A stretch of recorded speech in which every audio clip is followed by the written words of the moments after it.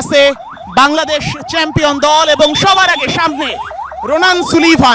Ronan সুলিভানকে আমরা দেখতে পাচ্ছি। রোনান সুলিভান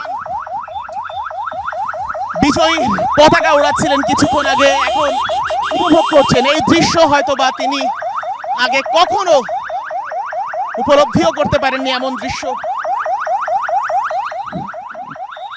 রোনান সুলিভান একেবারে সামনে, ইব্রাহিম নওয়াজ সহ পুরো দল। আসলে একটা দল চ্যাম্পিয়ন হয়ে এসেছে, দীর্ঘ ভ্রমণ ক্লান্তি, এরপরও তাদেরকে কোনো কিছুতেই চলানো সম্ভব হচ্ছে না। তারা বিজয়ীর বেশে আস্তে আস্তে করে এগিয়ে যাচ্ছে এবং চারদিকে গণমাধ্যম কর্মীরাও দেখানোর চেষ্টা করছি আমরা কিভাবে চ্যাম্পিয়ন দলকে নেওয়া হচ্ছে।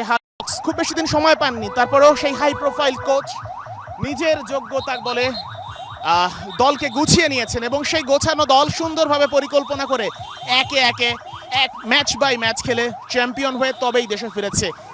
এটাই তো চ্যাম্পিয়ন মুড। বিজয়ী দল খুবই এক্সাইটেড, গোটা দল আসলে বাংলাদেশ এসে তারা খুবই সেলিব্রেট করছে শুরু থেকে। বিমানে থেকে এই ফুটবলারদের সাথে অনেকেরই সাথেও আমাদের কথা হয়েছে, তারা বাইরে আসার জন্য উদ্গ্রীব হয়েছিলেন এবং শেষ পর্যন্ত বাইরে আসতে পেরে, বাইরের পরিস্থিতি দেখতে পেরে তারা খুবই আনন্দিত।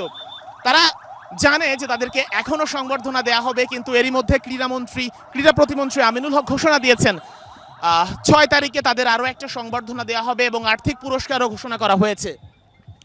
সব মিলে আস্তে আস্তে করে যাচ্ছে এবং চ্যাম্পিয়ন গানের তালে তালে চ্যাম্পিয়নরা নাচতে নাচতে এগিয়ে যাচ্ছে।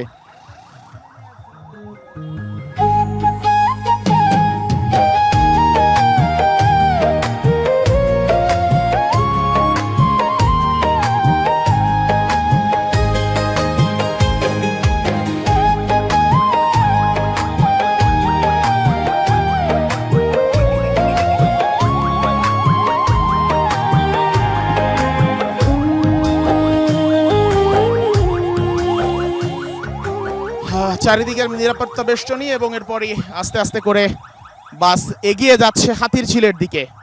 বিমানবন্দর এরিয়া পার হতে হবে এবং বিমানবন্দর এরিয়া পার হলে তারপরে হাতিরঝিলের দিকে রওনা হবে বাংলাদেশ দল, যে দল চ্যাম্পিয়ন হয়ে এসেছে এবং চ্যাম্পিয়নদেরকে বরণ করে নিয়ে আস্তে আস্তে করে এগিয়ে যাচ্ছে